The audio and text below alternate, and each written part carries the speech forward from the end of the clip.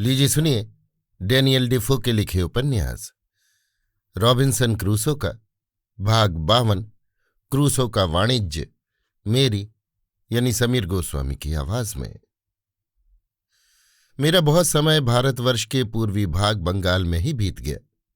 देश लौटने के जितने उपाय मुझे बतलाए जाते थे उनमें एक भी मेरे पसंद न आता था। आखिर एक दिन अंग्रेज वणिक ने मुझसे कहा, आप मेरे स्वदेशी हैं, आपसे मुझे एक प्रस्ताव करना है। मैं आशा करता हूं कि आप उससे असंतुष्ट न होंगे। हम लोग देश से बहुत दूर आ पड़े हैं, आप दैवयोग से और मैं अपनी इच्छा से, किंतु परिणाम में दोनों की अवस्था भी बराबर है। जो हो, परंतु ये देश ऐसा है कि यहाँ वाणिज्य करने से अपने देश की एक मुट्ठी धूल के बदले मुट्ठी भर सोना मिल सकता है। आइए 10,000 रुपया आप दीजिए और 10,000 मैं देता हूं। हम लोगों की पसंद लायक यदि कोई जहाज मिल जाए तो भाड़े पर लेकर हम लोग चीन वालों के साथ उस मूलधन से व्यवसाय करने जाएंगे।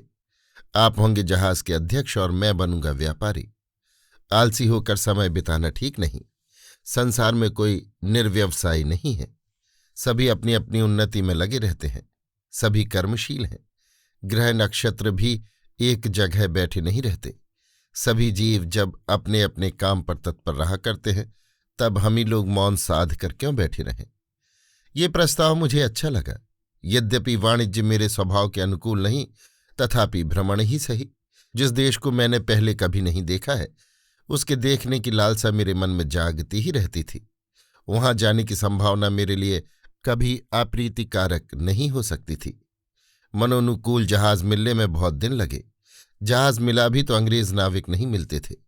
बड़े बड़े कष्ट से मैट एक माझी और एक गोलंदाज का प्रबंध किया।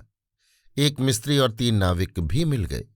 बाकी भारतीय नाविक नियुक्त कर लिए गए। हम लोग सुमात्रा टापू की सरहद से होते हुए सियाम देश में पहुंचे। वहां हम लोगों ने वस्तुएं बेचकर अफीम और कुछ अर्क खरीदे। उस समय चीन देश में अफीम की बड़ी खपत थी। 8 महीने वाणिज्य करने के बाद हम फिर भारत को लौट आए। इन देशों में तिजारत करके द्रव्योपार्जन की सुविधा और विलक्षण लाभ देखकर मेरा जी बहुत खुश हुआ।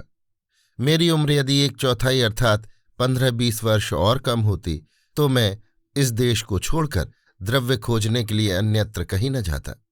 किंतु मेरे ऐसे 60 वर्ष के बुढ़े और प्रचुर धनशाली व्यक्ति को केवल लाभ के संबंध से इन देशों पर विशेष मोह न था, क्योंकि मैं तो रुपया कमाने के लिए आया नहीं था। देश देखने ही के लिए मेरा आना हुआ था। सो इन नए देशों के दर्शन हो गए। अब देश लौटने के लिए जी अकुलाने लगा। देश में रहने से बाहर जाने के लिए चित्त व्यग्र होता था और बाहर आने पर देश जाने के लिए जी में छटपटी लगी रहती थी। मेरे साथी अंग्रेज पूरे व्यवसायी थे। ये अपने व्यवसाय के पीछे दिन रात हैरान और परेशान रहते थे। जिधर कुछ अधिक लाभ देखते उधर ही दौड़ पड़ते थे। मेरा ख्याल केवल घूमने फिरने की ओर था। एक स्थान को दोबारा देखना मेरी आंखों में खटकता था। मेरे साझी ने मुझसे ये प्रस्ताव किया कि अब की बार मसाला टापू में जाकर एक जहाज भर लौंगे लाकर व्यवसाय किया जाए। यद्यपि वाणिज्य व्यवसाय में मेरा पूर्ण उत्साह नहीं था, तथापि बैठे से बेगार भली की कहावत चरितार्थ करना उचित जान में लवंग खरीदने चला। मैं बोर्नियो प्रभृति टापुओं में घूमता फिरता 5 महीने में फिर अपने अड्डे पर आ पहुंचा और फारस के सौदागरों के हाथ लवंग और जायफल बेचकर 1 के 5 वसूल कर मैंने बहुत धन कमाया। हम लोगों ने लाभ का रुपया आपस में बांट लिया। मेरे साझीदार अंग्रेज ने मुझ पर जरा आक्षेप करके कहा, कहिए साहब, आलसी होकर बैठ रहने की अपेक्षा इधर उधर घूमना फिरना अच्छा है या नहीं? मैंने कहा, हाँ अच्छा तो है, किंतु आप मेरे स्वभाव को भली भांति नहीं जानते। जब भ्रमण का उन्माद मेरे सिर पर सवार होगा तब आपको दम लेने की भी फुर्सत न दूंगा। आपकी नाक में रस्सी डालकर अपने साथ साथ लिए फिरूंगा। भाग 53 चोरी के जहाज पर क्रूसो। इसके कुछ दिन बाद बाताविया से एक पुर्तगाल का जहाज आया। जहाज के मालिक ने उस जहाज के बेचने का विज्ञापन दिया। मैंने जहाज मोल लेने का निश्चय करके अपने साझी से कहा। वे भी राजी हुए। हमने मूल्य देकर जहाज ले लिया। हमने जहाज के नाविकों को नौकर रखने की इच्छा से उनको खोजने जाकर देखा कि जहाज पर एक भी प्राणी नहीं है। सभी न मालूम कहाँ चंपत हुए। खबर मिली कि वे लोग यहाँ से मुगलों की राजधानी आगरा जाएंगे, वहां से सूरत और सूरत से फारस की खाड़ी होते हुए अपने देश को लौट जाएंगे। देश लौटने के लिए ऐसे संगी और सुयोग को हाथ से जाते देख मेरे मन में कई दिनों तक शांति न रही। नाविकों के रहने से तिजारत करने जाकर एक के दो करता, नए नए देश देखने में आते और जब चाहता घर को लौट चलता। लेकिन कुछ दिन के बाद मालूम हुआ कि वे लोग अर्थात जहाज के विक्रेता और उनके साथी सत्यवादी नहीं, बड़े धूर्त थे। ये जहाज मलय देश में वाणिज्य करने गया था। जहाज के कप्तान और कई नाविकों को मलयवासियों ने मारकर समुद्र में डाल दिया।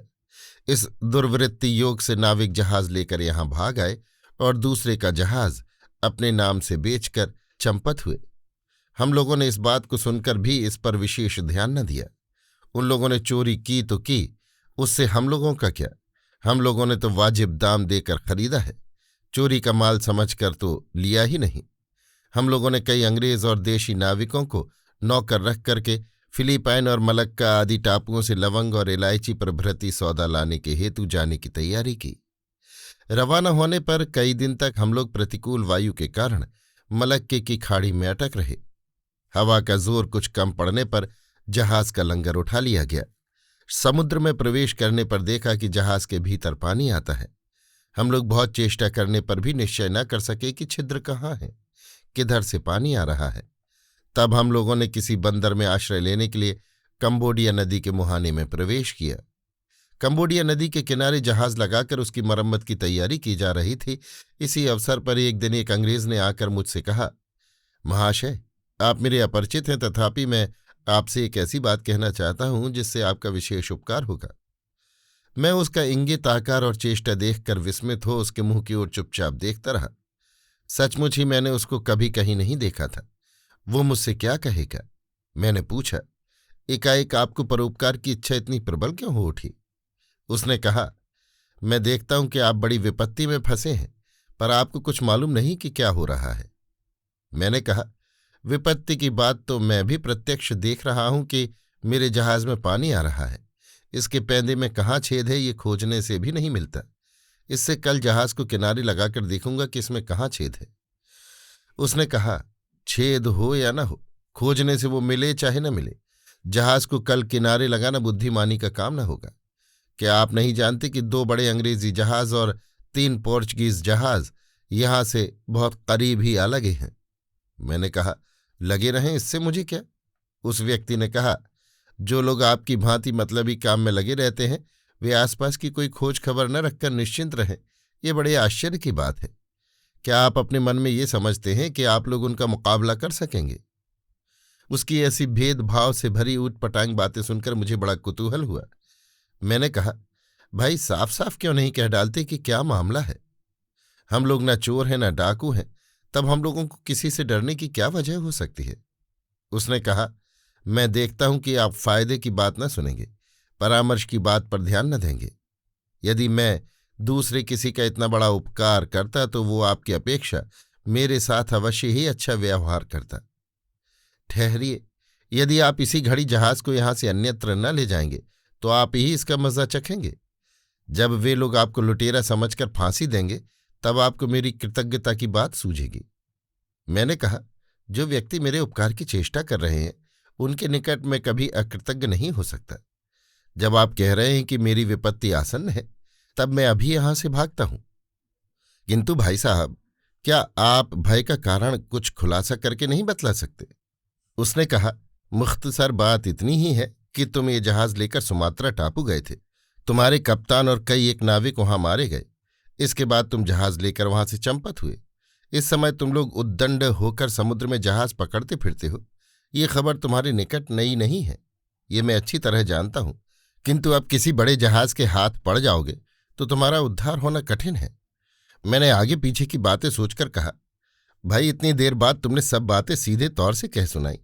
यद्यपि हम लोगों ने ये जहाज जैसा आप समझते हैं उस तरह नहीं लिया है, तो भी आपके कथनानुसार हम लोग अभी यहां से भागते हैं। किंतु मेरे मित्र, मैं तुम्हारे इस उपकार का बदला कैसे चुकाऊंगा? उसने कहा, मैं नाविक हूं और एक पोर्चुगीज मेरा संगी है। हमारा 8-9 महीने का वेतन बाकी है। यदि आप वो दे दें तो हम आप ही के यहाँ रह जाएं। इसके बाद जो आपके धर्म में आवे हमें दीजिएगा। मैं इस शर्त पर राजी होकर उन्हें साथ ले जहाज पर सवार हुआ। जहाज पर पांव रखते ही मेरा साथी अंग्रेज खुशी से चिल्लाकर बोला, वाह वाह, छेद तो बंद हो गया, बिल्कुल बंद हो गया। मैं, सच कहो? धन्य परमेश्वर, तो अब देर करने की क्या जरूरत, अभी लंगर उठाओ। शरीक, लंगर उठावे, ये क्यों? मैं, इस प्रश्न का उत्तर पीछे दूंगा। अभी 1 मिनट भी विलंब करने का समय नहीं है। सभी लोग मिलकर जहाज को शीघ्र यहां से ले चलो। सभी लोगों ने बड़े अचंभे में आकर तुरंत जहाज खोल दिया। मैं अपने साथी अंग्रेज को कमरे में बुलाकर ये सब वृतांत कह ही रहा था कि इतने में एक नाविक ने आकर खबर दी, हम लोगों को पकड़ने के लिए 5 जहाज बड़ी तेजी से दौड़े आ रहे हैं। मैंने सब नाविकों से कह दिया कि वे लोग हमें लुटेरे समझकर पकड़ने आ रहे हैं। यदि तुम लोग हमारी सहायता करने को प्रस्तुत हो तो मैं उन लोगों से एक बार भिड़ जाऊं। मेरी राय मानकर सभी ने मेरी आज्ञा का पालन करना स्वीकार किया।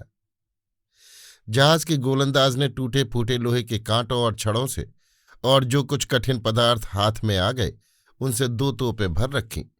हमारा जहाज अनुकूल वायु पाकर सुदूर समुद्र में ठिकाने के साथ चला जा रहा था, किंतु कई नावें पाल तान कर तीर की तरह तीव्र गति से पीछे आ रही थीं। 2 नावें बड़े वेग से हमारी ओर आ रही थीं। वे दोनों कुछ देर में जरूर ही हमारे जहाज के पास पहुंच जाएंगी। ये जानकर हम लोगों ने तोप की एक खाली आवाज की, किंतु वे इसकी कुछ परवाह न करके अग्रसर होने लगीं। तब हम लोगों ने श्वेत पताका उड़ाकर संधि का संकेत किया, पर वे उसे भी अग्राह्य करके समीप आ गईं। तब हम लोगों ने सफेद झंडी हटाकर विरोध सूचक लाल पताका उड़ाई और भेरी बजाकर उन्हें दूर रहने को कहा, किंतु इस पर भी उन्होंने कुछ ध्यान न दिया। वे लोग और भी तेजी से आगे की ओर बढ़ने लगे। तब जहाज को उनके सामने त्रियक खड़ा करके एक ही बार 5 तोपें छोड़ीं। गोले की चोट से एक नाव का पिछला हिस्सा एकदम उड़ गया। नाव के सवार झटपट पाल गिराकर नाव के पिछले भाग की ओर इसलिए एकत्र हो गए कि नाव कहीं डूब न जाए। अब हम लोग उस नाव के आक्रमण से निश्चिंत हुए। पीछे की नाव अग्रसर होकर टूटी हुई नाव के सवारों को लेने लगी और पहली नाव एकाएक हमारे जहाज के पास आ पहुंची। हम लोगों ने उन्हें फिर समझाने की चेष्टा की, पर वे लोग हमारी बात को अनसुनी करके हमारे जहाज पर चढ़ने की चेष्टा करने लगे। तब गोलंदाज ने फिर तोप छोड़ी, किंतु गोला लक्ष्य भ्रष्ट होने से नाव के लोग मारे खुशी के उल्लसित होकर अग्रसर होने लगे, किंतु गोलंदाज ने तुरंत ही फिर तोप दाग कर नाव को खंड खंड कर डाला। नाव के सवार पानी में गिरकर तैरने लगे। हम लोगों ने डूबते हुए 3 व्यक्तियों को जहाज पर ले लिया। इसके बाद पाल तान कर हम लोग भाग चले। पीछे वाली 3 नावें पानी में गिरे हुए लोगों का उद्धार करने में व्यस्त हो रहीं। हम लोगों का पीछा न कर सकें। भाग 54 क्रूसो का भागना। इस अकारण विपत्ति से बचकर हम लोगों ने निश्चय किया कि अब यूरोपीय जहाज़ों के सामने न जाएंगे। उन लोगों ने जब हमें सामुद्रिक लुटेरा मान लिया है, तब उनके सामने पड़कर उनसे सहज ही छुटकारा न पा सकेंगे। जो नालिश करे वही यदि विचारक हो तो सुविचार की संभावना बहुत कम रहती है। अतएव वाणिज्य अभी हम लोगों के माथे ही पर रहे, यही विचार निष्पन्न हुआ। जंगल का भूला भटका सांझ को अपने अड्डे पर पहुंच जाए तो इसे कुशल ही मानना चाहिए। अभी हम बंगाल को लौट जाएं तो वहां पर कुछ सही सबूत दे भी सकेंगे। स्थल भाग के विचारक पहले फांसी देकर पीछे विचार ना भी करें। इधर हम लोगों की सुख्याति का प्रचार चारों ओर अच्छी तरह हो चुका है। अभी लौट जाने से पोर्चुगीज या अंग्रेज जहाज की शुभ दृष्टि से बचना कठिन होगा। इसलिए हम लोगों ने अभी चीन के किसी बंदर में जाने का निश्चय किया। वहां जैसे होगा जहाज बेच डालेंगे। इस पाप से किसी तरह पिंड छुड़ाकर हम लोग किसी दूसरे जहाज पर सवार होकर घर को लौट जाएंगे। हम लोग चीन ही की ओर चले, किंतु सीधे मार्ग से नहीं, रास्ते से हटकर चलना ही उचित समझा। कौन जाने यदि किसी जहाज के सामने पड़ जाएं जो हमारे हालात से वाकिफ हो तो फिर विपत्ति में फंसना होगा। इस समय की अवस्था मुझे बहुत बुरी लगती थी। इतने दिनों तक अनेक प्रकार की विपत्तियों में पड़ चुका हूं, परंतु ऐसी आफत में कभी न पड़ा था। क्या इस बुढ़ापे में विधाता ने चोरी डकैती का अपवाद भी मेरे कपार में लिखा था? यदि इस जीवन में कभी किसी का कुछ अनिष्ट भी किया होगा तो वो अपना ही। मैं आप ही अपना शत्रु हूं। इसके अतिरिक्त आज तक मैंने कभी किसी के साथ कोई ठगाई का काम नहीं किया है। मैं ऐसी अवस्था में पड़ गया हूं कि अपनी निर्दोषता को सप्रमाण सिद्ध करना कठिन हो पड़ा है। मेरे पास प्रमाण ही क्या है? बिना कुछ सबूत दिखलाए मेरी बात का विश्वास ही कौन करेगा? इसलिए प्रतिपक्षियों से छिपकर भागने के लिए मेरा मन व्याकुल हो उठा था, किंतु किस तरफ भागने से बच सकूंगा इसका कुछ निश्चय नहीं कर सकता था। अंत में चीन के टंक्विन उपसागर के मैकाओ बंदर में जहाज ले जाने की बात तय हुई। समुद्र के मध्यवर्ती होकर जाने में खटका था, इसलिए हम लोग जहाज को एक नदी के मुहाने में ले गए। भाग्य से ही ये बात सूझी थी। हम लोगों के टंक्विन उपसागर में प्रवेश करने के बाद तुरंत 2 पोर्चुगीज जहाज वहां आ पहुंचे। जहां मैं रहूं वहां शांति की संभावना कहाँ? हम लोगों के पीछे तो शत्रु थे ही, पर भाग्य दोष से हम लोगों के सम्मुख भी मित्र न मिले। चीन वाले हम लोगों को देखकर जो भाव प्रकाश करने लगे, उससे किसी को संदेह न रहा कि ये लोग हम लोगों के साथ अच्छा बर्ताव करेंगे। हमारे जहाज को किनारे पर देख झुंड के झुंड चीनी लोग टिड्डी दल की भांति नदी के किनारे एकत्र होने लगे। हम लोगों ने जब जहाज को किनारे लगाकर उस पर से चीज वस्तुओं को उतारकर जहाज को मरम्मत के लिए उलट दिया, तब चीनी लोगों ने समझा कि इनका जहाज किनारे लगकर उलट गया है। इससे वे लोग हम सबको दास रूप में बंदी करने और हम लोगों का माल असबाब लूटने के लिए आतुर हो उठे। हमारे नाविक जब जहाज की मरम्मत कर रहे थे, तब चीनी लोग नाव पर सवार हो हम लोगों को घेरने लगे। उनका दुराशय समझकर हम अपनी तरफ के लोगों को जहाज से बंदूक और गोली बारूद देने लगे। चीनियों ने समझा कि हम लोग टूटे जहाज पर से माल उतार रहे हैं। वे लोग निशंक भाव से झट आकर हमारे नाविकों को पकड़ने की चेष्टा करने लगे। हम लोगों का जहाज एक तरफ किनारे लगा था। सभी लोग एक तरह से असावधान थे। ये समय युद्ध करने के लिए उपयुक्त न था। हम लोगों ने झटपट माल असबाब को सहेज कर अपने जहाज को किनारे से हटाकर पानी में ले जाना चाहा। चीनी लोग हमारी नाव पर चढ़कर एक नाविक को ज्यों ही पकड़ने गए, त्यों ही उसने हाथ की बंदूक नीचे रख दी और भले आदमी की तरह अपने को पकड़ाने के लिए खड़ा हो गया। उसकी ये दशा देख मैं तलवे से चोटी तक मारे क्रोध के जल उठा, किंतु उस नाविक को मैंने जैसा मूर्ख समझ रखा था, वास्तव में वो वैसा न था। चीनी ने हाथ बढ़ाकर ज्यों ही उसे पकड़ना चाहा, त्यों ही उसने चीनी का हाथ पकड़कर ऐसा झटका दिया कि वो जहाज के भीतर धड़ाम से जा गिरा और उस चीनी के मस्तक को ऐसे जोर से ठोका कि उसी से उसके प्राण निकल गए। दूसरे नाविक को पकड़ने गए तो उसने बंदूक के कुंदे से उनका अच्छा सत्कार किया। उससे 5 आदमी जख्मी हुए, किंतु इससे भी चीनी लोग शांत न हुए। वे 40 आदमी थे। हमारे नाविक गिनती में केवल 5 थे और नाव पर बैठकर जहाज की मरम्मत कर रहे थे। जहाज का छेद बंद करने के लिए अलकतरा, मोम, चर्बी और तेल आदि मसाले गर्म हो रहे थे। तेल खूब खौल रहा था। नाविकों ने वही गर्म तेल और अलकतरा उन चीनियों पर छिड़क दिया। खौलता हुआ तेल पड़ने से वे छटपटाते हुए पानी में जा गिरे। ये देखकर मिस्त्री ने चिल्लाकर कहा, वाह वाह, बड़ा अच्छा हुआ। सालों पर 2-4 कलछी और डालकर पूरे तौर पर आतिथ्य कर दो। ये साले हमारे मेहमान हैं, इनकी खूब गरम गरम अभ्यर्थना करो। ये कहते कहते वो खुद आगे बढ़कर बड़ी फुर्ती से उन चीनियों पर गरम गरम तेल और अलकतरा छिड़कने लगा। चीनी लोग अजब तरह से चिल्लाते हुए वहां से भाग गए। ये विचित्र लीला देखकर हंसते हंसते मेरा दम फूलने लगा। ऐसा कुतूहलपूर्ण विजय मैंने और कभी न देखा था। पहले ही जो एक चीनी मर चुका था उसे छोड़ और कोई मरा नहीं। जीत हमारी हुई। प्राण क्या ऐसी उपेक्षा की वस्तु है? मेरा सिद्धांत तो यही है कि अपनी कुछ हानि भी हो तो भी किसी का प्राण लेना ठीक नहीं। इसी से ये बिना खून खराबी का विजय मेरे विशेष आनंद का कारण हुआ। इतने में हम लोगों ने जहाज को एक तरह से दुरुस्त कर लिया। अब यहां रहना निरापद नहीं हो सकता। चीनी लोग अब ऐसा दल बांध कर आवेंगे कि अलकतरे से काम न चलेगा। दूसरे दिन खूब तड़के हम लोग पाल तान कर रवाना हो गए। जहाज के भीतर पानी आना बंद हो गया। हम लोगों ने टंक्विन उपसागर में जाकर देखा कि वहां और भी कितने ही जहाज हैं। इसलिए हम लोग फौरन वहां से फार्मोसा टापू की ओर चले गए। वहां जहाज लगाकर हम लोगों ने खाने पीने की वस्तुओं का संग्रह कर लिया। वहां के लोगों ने अपनी शिष्टता दिखलाकर हम लोगों को तृप्त किया। हम लोग क्रमशः उत्तर ही की ओर इस मतलब से जाने लगे कि अंग्रेजों के जहाज जहां तक जाते हैं उस सीमा से बाहर हो जाने से हम लोग निश्चिंत हो सकेंगे। भाग 55 क्रूसो का छुटकारा। हम लोग जब किनारे पर जहाज लगाने के लिए बंदर खोज रहे थे, तब एक दिन एक नाव हमारे जहाज के पास आ लगी। उसमें बैठकर एक वृद्ध पोर्चुगीज हम लोगों को बंदर में पहुंचा देने के लिए आया था। हम लोगों ने उसको अपने जहाज पर बिठा लिया। नाव वहां से चली गई। मैंने समझा कि इस वृद्ध को हम लोग जहां जहाज ले चलने को कहेंगे, वहां वो बेउज्र ले चलेगा। हम लोगों को अपना आशय प्रकट करना ही पड़ा। मैंने वृद्ध से जहाज को नानकुइन उपसागर में ले चलने के लिए कहा। वो चीन का नितांत उत्तरीय उपकूल था। बूढ़े ने जरा व्यंग्य की हंसी हंसकर कहा, मैं नानकुइन उपसागर को भली भांति जानता हूं, किंतु एकदम उत्तर ओर जाने का अभिप्राय क्या है?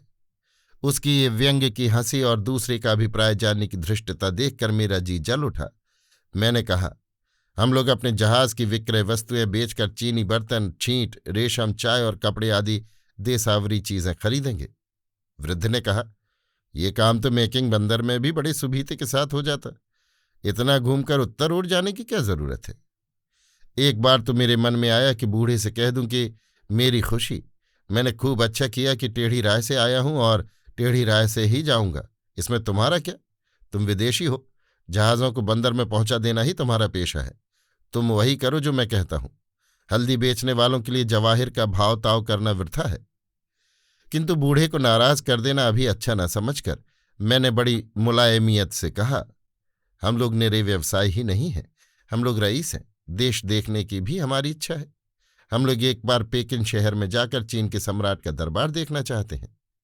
इस पर भी वो चुप न होकर तुरंत बोल उठा, तब तो आप लोगों का निम्पो से होकर नदी के रास्ते जाना ही ठीक होगा। मैंने क्रुद्ध होकर कहा, हम लोग अभी पेकिन न जाएंगे, हम पहले नानकुइन जाएंगे, तब वहां से पेकिन। साफ साफ कहो, हम लोगों को तुम नानकुइन ले जा सकते हो या नहीं? उसने कहा, क्यों न ले जा सकूंगा? यही तो कुछ देर पहले एक बहुत बड़ा पोर्चुगीज जहाज उस ओर गया है। पोर्चुगीज जहाज का नाम सुनते ही हृदय कांप उठा। बूढ़े ने पोर्चुगीज जहाज के नाम से मुझको चौंकते देखकर कहा, पोर्चुगीज जहाज से अभी आपको डरने का कोई कारण नहीं। उन लोगों के साथ आपके देशवासियों की तो अभी कोई दुश्मनी नहीं है। मैंने कहा, सच है, दुश्मनी तो नहीं है, किंतु मनुष्य किसको किस नज़र से देखते हैं ये बात पहले नहीं जानी जा सकती। इसी से अपरिचित लोगों से दबना पड़ता है। बूढ़े ने कहा, आप सीधे सादे व्यवसायी हैं, इसमें डरने की क्या बात है? आप लोग लुटेरे तो हैं नहीं। लुटेरे का नाम सुनते ही मेरा मुंह लज्जा से लाल हो उठा। वृद्ध ने मेरे चेहरे पर लक्ष्य देकर कहा, महाशय, मैं देख रहा हूं कि आपके मन में कुछ गोलमाल है। खैर, आपका जहां जी चाहे जहाज ले चलें, मैं यथासाध्य आपका उपकार करूंगा। मैंने बात टालने के इरादे से कहा, महाशय, आपका अनुमान बहुत ठीक है।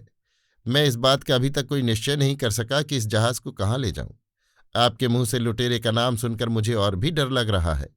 वृद्ध ने कहा, आप क्यों डरते हैं? इस तरफ समुद्र में लुटेरे नहीं रहते। करीब 1 महीना हुआ, सियाम की खाड़ी में सुमात्रा द्वीप के निकट एक दुर्घटना हो गई है। जहाज का कप्तान जब मलय देशवासियों के हाथ से मारा गया, तब जहाज के नाविकगण जहाज चुरा कर ले गए। फिर उन नाविकों ने लुटेरों के हाथ वो जहाज बेच डाला। वो लुटेरा जहाज श्याम उपसागर में पोर्चुगीज और अंग्रेजी जहाज के हाथ पकड़ा ही जाने को था, पर जरा सा अवकाश मिल जाने से वो भाग गया। उस लुटेरे जहाज की बात सभी जहाजी सुन चुके हैं, देखते ही उसे पहचान लेंगे। अब जहां उसे एक बार पकड़ पावेंगे, तहां फिर उसे कुछ कहने का भी मौका न देंगे। गिरफ्तार होते ही उन नाविकों को मस्तूल की रस्सी से लटका देंगे। हाय हाय, हे भगवान, ये हमारी ही कीर्ति कहानी है और प्राण जुड़ाने वाले भविष्य चित्र का निदर्शन है। वो बूढ़ा पथ प्रदर्शक इस समय संपूर्ण रूप से हमारी आज्ञा के अधीन है। इसका उतना भय नहीं, ये सोचकर मैंने उससे खुलासा कहा, महाशय, इसी कारण हम लोग उद्विग्न होकर उत्तर ओर दौड़े जा रहे हैं। वे भागने वाले हम ही लोग हैं। लुटेरे न होने पर भी हम उस कलंक से कलंकित हैं। इसके बाद मैंने अपने जहाज का समस्त इतिहास उससे कह सुनाया। सुनकर वृद्ध बेचारा अवाक हो रहा। उसने हम लोगों से कहा, आप लोगों ने बहुत दूर उत्तर ओर आकर सचमुच ही बहुत बुद्धिमानी का काम किया है। मैं आपके इस जहाज को बेचकर एक दूसरा जहाज खरीद दूंगा। उससे आप लोग निर्विघ्न बंगाल को लौट जा सकेंगे। मैंने कहा, महाशय, जहाज तो आप बेच देंगे, किंतु जो भले मानस इस जहाज को खरीदेंगे उनके साथ तो ये आफत लगी ही रहेगी क्योंकि सभी इस जहाज पर नाराज हैं।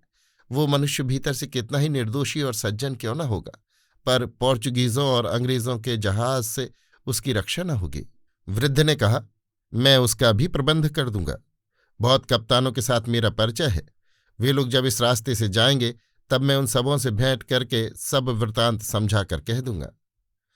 हम लोगों ने नानकुइन उपसागर के प्रांतीय क्यूचियांग बंदर में जाकर जहाज लगाया। आफत की जड़ जहाज से उतरकर धरती में पांव रखते ही हम लोगों की जान में जान आई। यदि जहाज मिट्टी मोल भी बिक जाएगा तो हम लोग एक बार सिर न हिलावेंगे। रात दिन भयभीत बना रहना कैसी विडंबना है।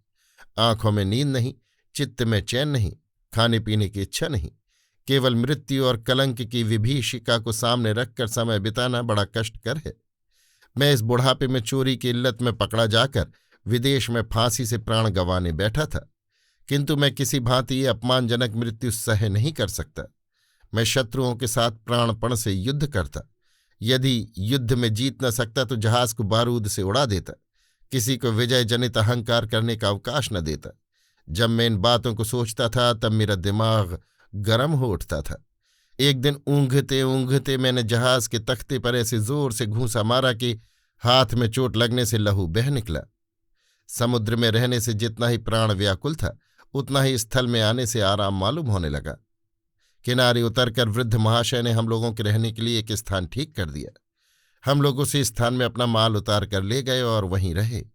घर बेत के बने थे। घर के चारों ओर मोटे मोटे बेतों का घेरा था। इस देश में चोरों का बड़ा भय था। वहां मजिस्ट्रेट ने हम लोगों के माल की निगरानी के लिए कई पहरेदार तैनात कर दिए थे। उन लोगों के खाने के लिए 4 मुट्ठी चावल और 4 आना पैसे रोज देकर उन्हें काबू में कर लिया था। वे लोग फरसे को कंधे पर रखकर बड़ी सावधानी के साथ पहरा देने लगे। अभी आप सुन रहे थे डैनियल डेफो के लिखे उपन्यास रॉबिन्सन क्रूसो का भाग 55 क्रूसो का छुटकारा, मेरी यानी समीर गोस्वामी की आवाज में।